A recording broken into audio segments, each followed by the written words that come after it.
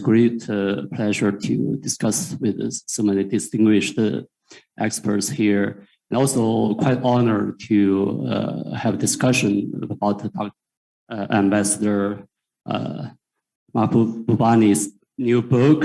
And I want to have 3 points to discuss, and also those are 3 questions I raised to hope Professor Mahbubani to have your comments. The first is about, because the keywords today we talk about, one is about the launch of RCEP as something significant for this year. And the second is obviously the title of your new book, Asian's 21st Century. So my first point is about the importance of the RCEP. And many people said that this event is epic, believing that 2022 is the beginning of the realignment of the Asian economic order. I don't think it's exaggerating, but for me, the most interesting part of this agreement is not really about the lowering the tariffs or the increasing the flow of goods in the region, but what's really truly magnificent is the breakthrough of the regional integration among the 3 powers in the region: China, Japan, and Korea. And we know that these 3 countries, let's put it this way, in the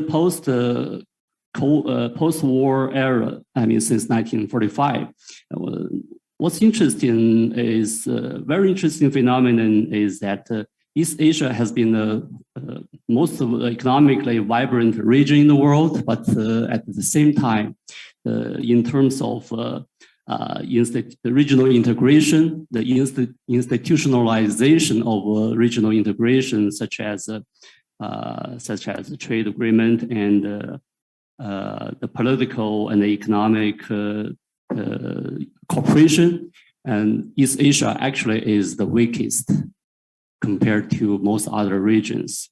So this is, for me, it's quite a paradoxical phenomenon. Today we finally see some significant step forward to push this region into a truly integrated region. But still, I'm wondering what are the dynamics behind this agreement? Why it is now this agreement has been signed and then coming into force? And my personally belief, the external pressure probably is from the United States, particularly because of Trump's containment pressure. And but more importantly, I believe it's really about ASEAN's push in the past few years.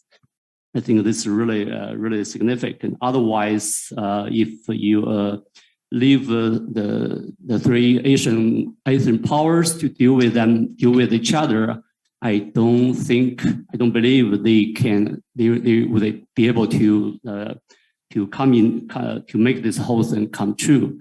So I would like to hear Ambassador Mahbubani's opinion about the dynamics behind this agreement, and also what's your opinion about the institutionalization of Asia's the regional cooperation in the future, whether ASEAN is still capable of pushing everything forward.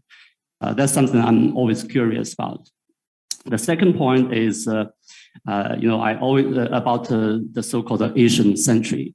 I always remember in the 1990s, Lee Kuan-yew, made a great slogan, the Asian way, which was quite inspiring. But so far, I don't think it's that has been realized. Even though RCEP does have gave some dynamic to that, but still it's far from enough. So again, the problem comes to the three great powers of Asia I just mentioned. If at least to me, the three nations probably will still have a hard time to solve their historical and political fractures with one another.